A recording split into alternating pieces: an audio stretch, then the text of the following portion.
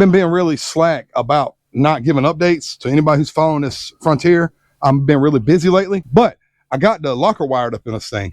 Today, I want to show you how to do this. So what I'm about to show you will work on any M226 that came out of a Titan, a Frontier, or an Xterra, and you can put it right into a non-Pro 4X Frontier, Xterra, or Titan. Or if you happen to use one of these rear axles under anything else, it'll still work. Also, I'll update you on what I have been doing around here at the end of the video. So let's get this intro out of the way and we'll get right into it.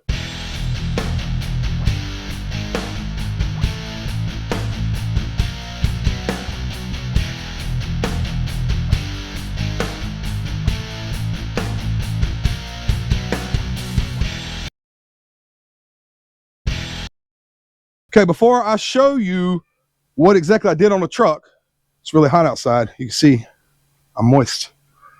Let's go inside where the air conditioning is, and I made a little diagram on a whiteboard, and I'll show you how that is wired by a diagram. So here's the diagram of how I wired it up.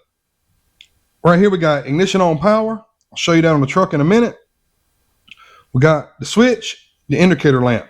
So you got ignition on power is going to come in on one side of the switch, and then you're going to crimp a wire from here over to one side of the indicator lamp. Then we have power coming out of the switch and going down to the locker actuator. You also have the other leg on the indicator lamp coming down to the locker position switch. Now the other leg of this locker actuator needs to go to ground, and the other side of this locker position switch needs to go to ground. So you can just make them go together. Now, if you use the factory harness that has the plugs on it, if you pull one from a junkyard, that's what I suggest you do.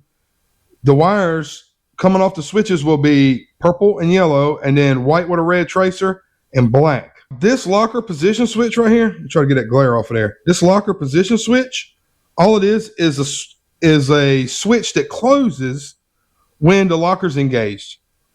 Because sometimes you can cut it off up here, but the locker's in a bind and it's not disconnected yet. So if this light comes on and stays on, that means regardless of where this switch is, that means that locker's still engaged. You have to roll the truck back and forth. This is the reason I wired it like this. So now let's go back outside and look at what that looks like on the truck. All right, I'm back. Let's look and see how I made that diagram work on this truck.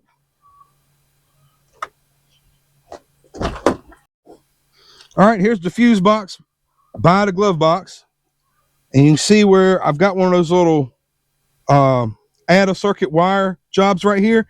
And I used, even though this truck is not a Pro 4X, it had a slot for, where's it at? Rear diff, RR diff, and coolant pump. Just did a add a circuit right here. And I put 10 amp fuses, because that's what come in that hole from the factory. And my thoughts were, if it was good enough for the factory to use that circuit for, you know, if it was 10 amps for that locker actuator, it'd be good enough for what I'm doing. Now I got that wire coming from over here. It runs through behind the dash and it pops out up under here. And here's my locker switch. So that is just a regular old switch that you can buy from AutoZone or O'Reilly's or whatever. And you can also pick up this little indicator light from the same place. I wanted to mount my locker switch over here, but there's like a brace right here that won't allow you to do that. I wanted to put it right here, and then I was scared if I put it here that my keys would likely hit it, you know, if you're hitting bumps and stuff, and turn it on when I didn't want it. So this was a no-go. This is what I come up with. There's plenty of space up under here. All right. Here's the wire coming from the fuse box going on to this side of the switch. And I have a little jumper wire that comes right over. That is the bottom of the indicator light. Then you have, whoa, easy now. You have going out, just like this, from that's going to the locker actuator.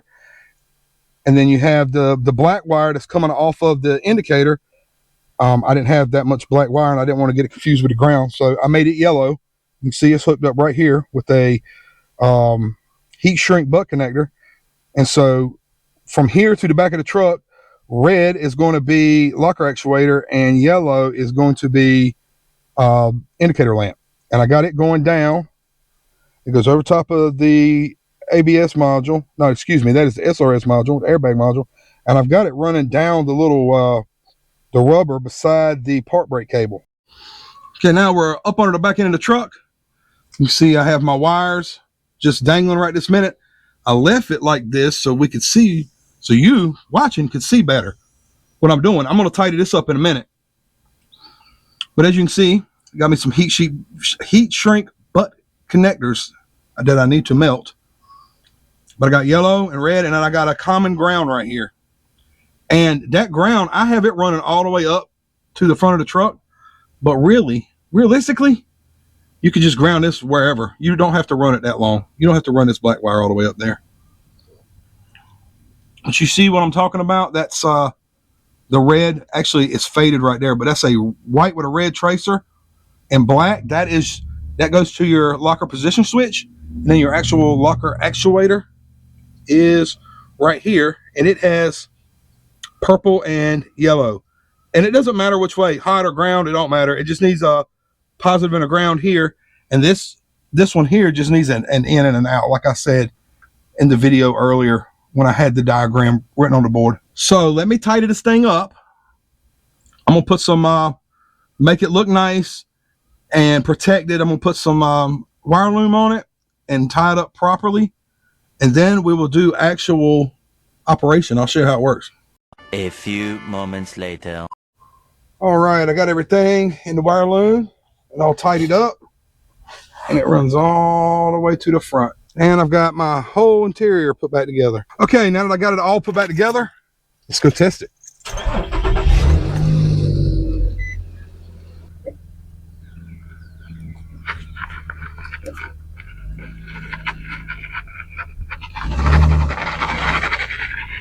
She's locked in good.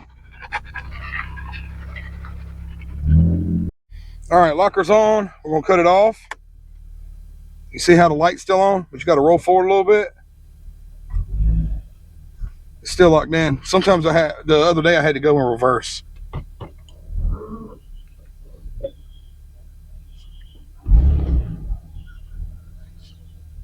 There it is. It's off. The most glorious thing about wiring it up like this is that if this rear end was in a Pro 4X Titan, Xterra, or Frontier, it wouldn't allow you to lock the rear end up unless you're in four-wheel drive. But now I can lock it up at any time as long as the switch is on. So that means I can lock it up in two-wheel drive, which means I can do sweet donuts. As a matter of fact, I'm gonna come right here and label this the donut switch. All right, folks, this is the part where I know somebody benefited from this video, for sure, no question. So if you did, or you like what I put out there, this is where you hit the like button. If you're not yet subscribed and you like stuff like this and want to see what else I'm doing in this project, even though it's going to be forever, because that's the way my life's been going lately, please subscribe. That'll only make the algorithm possibly give it to somebody who needs it. Little things I've done that I didn't put on a video that I'm going to share with you right now. First thing, I got me some cam bolts right there. Got them from Z1 Off-Road.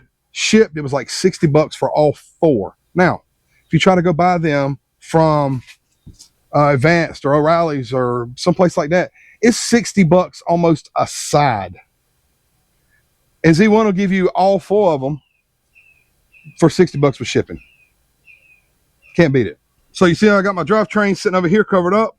I did a valve body swap.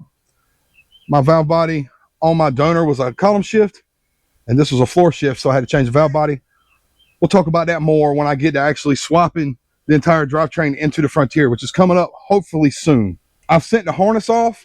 It's currently at the guy getting repinned. So as soon as I get my hands on that harness and get it reinstalled on my drivetrain, the V6 is coming out.